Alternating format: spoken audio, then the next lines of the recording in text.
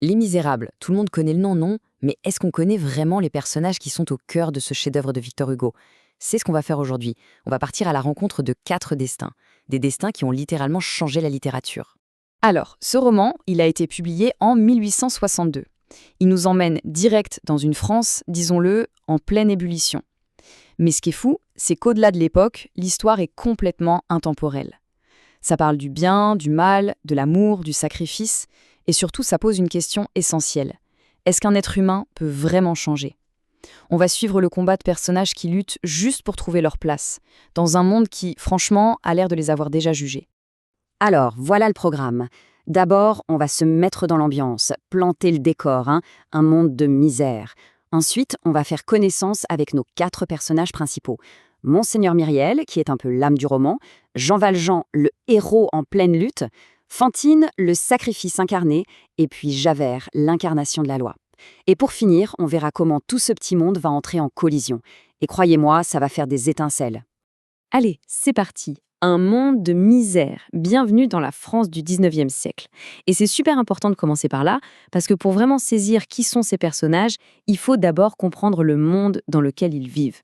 Imaginez la France du début du 19e, c'est une société qui bouge énormément, mais qui est aussi ravagée par une pauvreté incroyable et des inégalités criantes. Et pour décrire ça, Victor Hugo a une phrase qui claque. La mer, c'est l'immense misère. C'est une image tellement puissante. Il ne dit pas juste « bon, les gens sont pauvres ». Non, non. Il compare la misère à un océan, un truc immense, une force de la nature qui peut littéralement vous avaler tout cru. Et nos personnages, eh bien, ils sont au plein milieu de cet océan et ils vont devoir nager ou couler. Et pourtant, au milieu de cet océan de misère, il y a une lumière, une sorte de phare. C'est notre premier personnage, Monseigneur Myriel. On peut dire que c'est un peu la conscience, la boussole morale de tout le roman. D'ailleurs, son surnom en dit long. Les gens ne l'appellent pas Monseigneur Myriel, ils l'appellent Monseigneur Bienvenu. Écoutez bien cette phrase parce qu'elle résume tout le personnage. Vous avez mon logis et j'ai le vôtre. Rendez-moi ma maison, c'est ici chez vous. C'est fou, non? Faut imaginer la scène. Il dit ça au directeur de l'hôpital du coin, un hôpital tout petit, bondé, pendant que lui, en tant qu'évêque, il vit dans un palais. Sa solution, eh bien, elle est radicale. Il échange. Il donne son palais à l'hôpital et va vivre dans le petit bâtiment. Voilà, tout simplement. Alors qui est cet homme? À l'origine, Monseigneur Myriel, c'est un noble. Mais la Révolution française a tout chamboulé dans sa vie et il est devenu prêtre. Son geste là, avec l'hôpital, c'est pas juste un coup d'éclat. C'est vraiment le fondement de sa pensée. Pour lui, la foi, ça se vit. Ça se vit par la compassion et le pardon, mais un pardon total, radical. Il ne se contente pas de faire de beaux discours sur la charité, lui, il la met en pratique, chaque jour. Et tenez-vous bien, pour vous donner une idée de sa générosité, son salaire annuel, c'est 15 000 francs. C'est une somme énorme à l'époque. Et bien sûr, ces 15 000 francs, il en garde seulement 1 000 pour lui et sa sœur. 1 000. Tout le reste, les 14 000 francs, il le donne aux pauvres, aux écoles, aux prisonniers, à tous ceux qui en ont besoin. Bon, on quitte la lumière de Monseigneur Myriel pour entrer dans l'ombre et la lutte avec notre personnage principal, Jean Valjean. Si Myriel est l'âme du roman, alors Jean Valjean, c'est son cœur, ses muscles, sa sueur. C'est un homme dont toute la vie n'est qu'un combat. Un combat permanent contre la société, mais aussi, et c'est peut-être le plus dur, un combat contre lui-même. Et voilà comment il se présente lui-même quand il arrive chez l'évêque. Je m'appelle Jean Valjean, je suis un galérien, j'ai passé 19 ans au bagne. C'est direct, c'est brutal. Pas d'excuses, rien, juste les faits. C'est son identité, elle a été marquée au fer rouge par le bagne. 19 ans. 19 ans qui ont balayé tout ce qui pouvait être avant ça. Mais 19 ans de bagne? Pourquoi? Comment on en arrive là? Eh bien, tout commence par un geste de pur désespoir. Son crime originel, c'est d'avoir volé un pain. Un seul pain parce que les 7 enfants de sa sœur crevaient littéralement de faim. Et pour ça, la sentence est juste terrifiante. 50 bagnes, qui se transforment en 19 ans parce qu'il a essayé de s'échapper 4 fois. À la fin, il n'est même plus Jean Valjean. Il est le matricule 24601. Donc quand il entre chez l'évêque, c'est un homme détruit. Il est rempli de haine, de méfiance envers tout le monde. Et là, le miracle se produit. L'évêque fait un truc impensable. Il lui pardonne d'avoir volé son argenterie. Et plus que ça, il lui dit « j'achète votre âme ». En gros, il lui dit « je te sors du camp du mal et je te donne à Dieu ».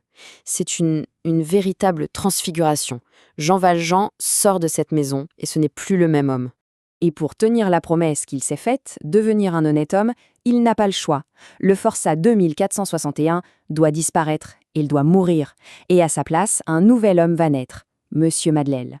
Il devient un riche industriel, il fait la fortune de toute une ville, Montreuil-sur-Mer. Il est élu maire, il est aimé de tous, il aide les pauvres. Une vie parfaite. Sauf que toute cette vie repose sur un mensonge. Et son passé, c'est une ombre qui ne le quitte jamais. Et c'est dans cette ville, en tant que Monsieur Madeleine, qu'il va croiser la route de Fantine. Et là, si on pensait que Jean Valjean avait souffert, attendez un peu de découvrir l'histoire de Fantine. C'est sans doute le personnage le plus tragique de tout le roman. Elle est le symbole de la femme seule que la société de l'époque va tout simplement écraser. Et là encore, Hugo ne fait pas que nous raconter une histoire triste pour nous faire pleurer. Non. Il fait un procès. Il dresse un réquisitoire contre la société. Écoutez ça. C'est la société achetant une esclave. À qui ? À la misère. Pour lui, ce qui arrive à Fantine, ce n'est pas de la malchance. C'est une transaction commerciale, un marché immonde, où la misère est le vendeur et la société l'acheteur. Alors Fantine, au départ, c'est une jeune femme magnifique, mais orpheline sans personne. Elle tombe follement amoureuse d'un étudiant riche, un certain Tholomyès. Sauf que lui ne voit en elle qu'un amusement. Et un jour, il l'abandonne. Comme ça, la laissant seule, avec une enfant, Cosette. Et à partir de cet instant, toute la vie de Fantine, chaque décision qu'elle prendra, sera dictée par une seule chose, son amour fou, désespéré pour sa fille. Et c'est là que commence sa descente aux enfers. C'est une chute étape par étape, absolument terrible. D'abord abandonnée, elle arrive à trouver du travail à l'usine de Monsieur Madeleine. Mais on découvre qu'elle a un enfant hors mariage. À l'époque, c'est une faute impardonnable. Elle est renvoyée sur le champ. Et pour continuer à payer les gens qui gardent sa fille Cosette, elle commence à tout vendre. D'abord, ses cheveux magnifiques. Ensuite, ses 2 dents de devant. Et à la fin, quand elle n'a plus rien d'autre à vendre, elle se vend elle-même. Face à Jean Valjean, face à Fantine, il y a une figure qui se dresse, implacable. L'inspecteur Javert. Et attention, Javert, ce n'est pas le méchant de dessin animé. C'est beaucoup, beaucoup plus complexe et effrayant que ça. Javert, c'est la loi, avec un grand L. La loi incarnée, inflexible, sans aucune pitié. Pour bien comprendre Javert, il faut voir comment il se perçoit lui-même. Hugo nous dit qu'il personnifie la justice, la lumière et la vérité dans leur fonction céleste d'écraser le mal. Vous entendez ? Il ne se voit pas comme un flic qui fait son boulot, non. Il se voit comme un bras armé de la justice divine, un ange exterminateur dont la seule mission est d'anéantir le mal. Pour lui, le monde est simple. Il y a le bien, le mal, la loi et le crime. Pas de nuance. Point final. Et cette rigidité, d'où vient-elle ? Eh bien, de ses origines. Javert est né en prison. Ses parents étaient des criminels. Et toute sa vie a été construite en réaction à ça, pour rejeter ce monde d'où il vient. Il a choisi le camp opposé, celui de l'ordre. Et il a une conviction ancrée en lui. On ne change pas. Un criminel restera toujours un criminel. Le pardon, la rédemption, la deuxième chance, pour lui, ça n'existe pas. Hugo a une formule géniale pour le résumer. Il dit que Javert, c'est un mélange de Romain, de Spartiate, de moine et de caporal. Imaginez le cocktail. La discipline de fer du soldat romain, l'endurance à toute épreuve du Spartiate, la conviction absolue du moine et l'obéissance aveugle du caporal. Vous secouez tout ça et paf, vous avez Javert. Un homme fait d'un seul bloc, sans faille, sans doute. Son seul et unique Dieu, c'est la loi. Ok, alors, on récapitule. On a d'un côté Monseigneur Myriel, l'homme du pardon absolu. On a Jean Valjean, l'homme qui se bat pour sa rédemption. On a Fantine, la femme sacrifiée par la société. Et on a Javert, l'homme de la loi implacable. Et le génie de Victor Hugo, c'est de mettre ces 4 univers, ces 4 visions du monde sur la même route. Forcément, à un moment, ça va percuter. On a donc 4 vies, 4 philosophies, et elles sont toutes en route pour une collision frontale. C'est ça le vrai moteur de l'histoire des Misérables. Pensez-y, c'est la bonté de Myriel qui déclenche tout en sauvant Valjean. C'est le destin tragique de Fantine qui force Valjean à prendre des risques. Et c'est l'obsession de Javert qui va le pourchasser sans arrêt. Chaque personnage est la cause et la conséquence du destin des autres. Tout est lié. Et au final, le roman nous laisse avec une question vertigineuse. Quand la pitié, la loi, la souffrance et la rédemption se télescopent comme ça, qu'est-ce qui fait vraiment la valeur d'une vie humaine ?